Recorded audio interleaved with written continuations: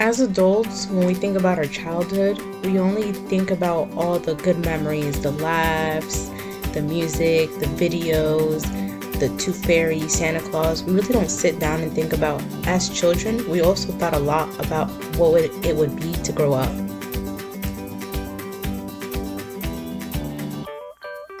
And then one day I'm sitting here and I got a reality check, tucking my son into bed when he asks me, can I tell him a bedtime story? But before that, he tells me he sometimes thinks about everything that he's gonna have to go through when he grows up.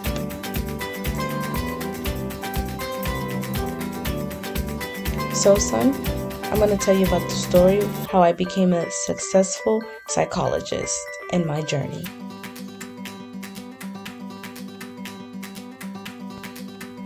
So it all started when I really started to think about it, what I wanted to be my sophomore year in high school. So many different personalities, nobody really know what they want. Some people took the path of professional baseball, some people took the path of nursing, some people took the path, like myself, in psychology, others did doctors, constructions. There were so many possibilities I could have gone through. It was just a big mess to find out what I wanted to be. It definitely took some time for me and a lot of patience to get to where I needed to go and ensure that I had found my purpose. My purpose? What helped me find my purpose? Well, definitely a lot of life experiences and things that I saw.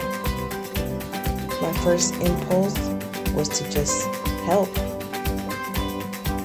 When I first got into college, I knew I wanted to help people, but I didn't know what exactly my purpose was. So there was this one class that helped me with that.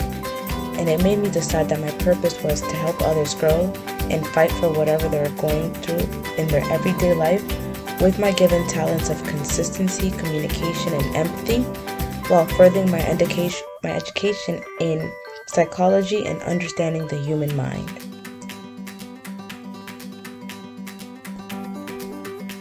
With my strength of consistency to learn about the human mind, I felt that psychology would be the best route for me to go ahead and continue to learn deep details about the human mind and behavior. As well as my strengths in communication and empathy, I believe that in this career path, I'll be able to express those the most in order to help people. Working as a psychologist, I actually get the opportunity to observe, interview, and survey different individuals. I also get to research and identify behavioral or emotional patterns. Also, I get to discuss treatments of problems with different clients and test for patterns that will help people better understand and predict different behaviors. Also, as a psychologist, I am here to seek and understand and to explain thoughts, emotions, feelings, and behaviors that I see throughout my workday and experiences. As a psychologist, some great skills to have are going to be those communication skills, also acting with integrity, having observational skills, as well as being patient and having analytical skills will definitely be extremely beneficial throughout this career. Like I said, I started out here in Valencia, where I had many resources to get me through my college life. For example, the Learning Center, where I used it to use tutors or do homework when I needed extra help. The Answer Center to answer any questions for like my financial aid or what my next steps or what other classes I needed to take. As well as the library, that way I could study, print, use quiet rooms, do group studies.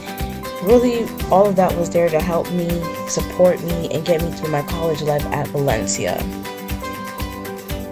After graduating from Valencia, I went ahead and I transferred to UCF, where I stayed there to finish my doctorate's degree.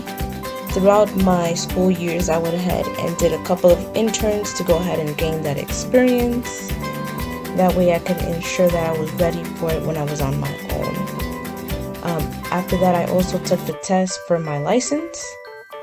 And basically that's what wraps it up. That's how I became a psychologist, or how I am today. And there you have it all, son.